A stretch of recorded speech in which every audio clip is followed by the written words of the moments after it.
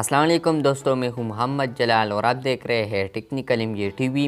दोस्तों, शायद आप लोगों ने 11 मार्च 2021 को मेरी वीडियो होगा वो टिकटॉक वाला, टिकटॉक बैन इन पाकिस्तान। तो फाइनली टिकटॉक अनबैन हो गया पाकिस्तान में। जी हाँ दोस्तों, टिकटॉक अनबैन हुआ, आपने ठीक से सुना। तो इस वीडियो में बताने वाला हूँ कि किसने अनबैन किया और क्यों अनबैन हुआ। तो इस वीडियो को आप लोगों ने लास्ट तक ज़रूर देखना है। तो चलिए इस वीडियो को स्टार्ट करते हैं।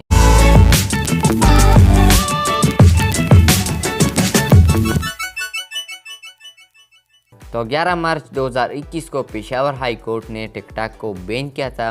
तो फाइनली आज पेशावर हाई कोर्ट ने दोबारा फैसला किया है कि दोबारा टिकटॉक को बहाल किया जाए। तो पेशावर हाई कोर्ट ने कहा कि अगर इस पर फहाश वीडियोस दोबारा हमने देखे तो ऐप को दोबारा बंद किया जा सकता है।